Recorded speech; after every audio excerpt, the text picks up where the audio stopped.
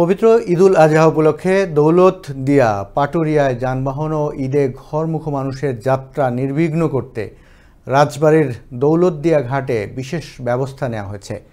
যাত্রী ও যানবাহনের পাশাপাশি পশুবাহী যানবাহনের চাপ সামাল দিতে ১৭টি ফেরি ও ২০টি লঞ্চ প্রস্তুত রাখা হয়েছে বলে জানায় ঘাট কর্তৃপক্ষ। রাজবাড়ী থেকে কামাল হোসেনের তথ্যচিত্রে বিস্তারিত জানাচ্ছেন জয়নাল আবেদিন।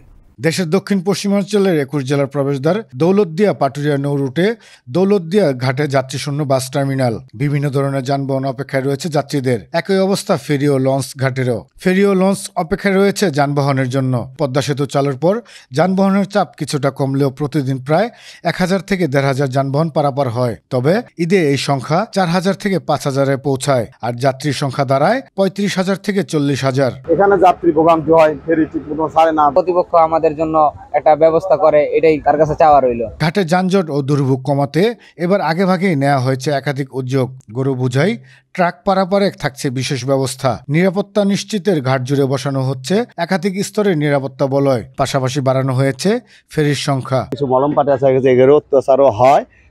এগুলো আসলে সবারই সচেতন থাকা লাগে। এই যাত্রীকে ভোগান্তি করে টাকা পয়সা নিয়ে যায়। এবার দৌলতদিয়া পাটুরিয়া রুটে চলবে ছোট বড় মিলিয়ে ১৭টি ফেরি ও ২০টি লঞ্চ। পাশাপাশি দৌলতদিয়া প্রান্তে সচল থাকবে ৩টি ঘাটের ৮টি পকেট। বাড়তি ভাড়া আদায় রোধেও নেওয়া হয়েছে কঠোর ব্যবস্থা বলে জানান তারা। আমরা সকলকে নিরাপদে স্বাচ্ছন্দ্যে পারাপার করতে সক্ষম হব ইনশাআল্লাহ।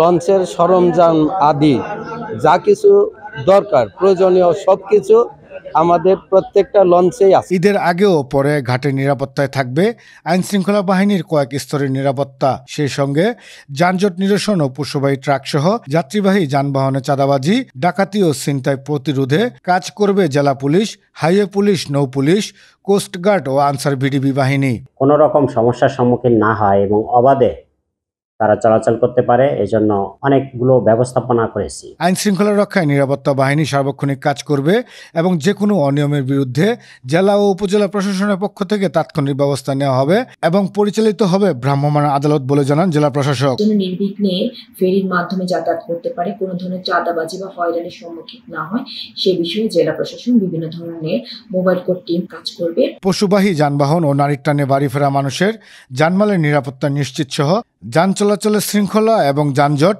ও ভোগান্তিমুক্ত মহাসড়কের মাধ্যমে দক্ষিণ পশ্চিম অঞ্চলের ঘরমুখ মানুষদের ঈদুল আজহার ঈদযাত্রাও নির্বিঘ্ন হবে এমন প্রত্যাশা যাত্রী ও চালকদের। জয়নাল আবেদিন, আনন্দ টিভি, ন্যাশনাল ডেস্ক।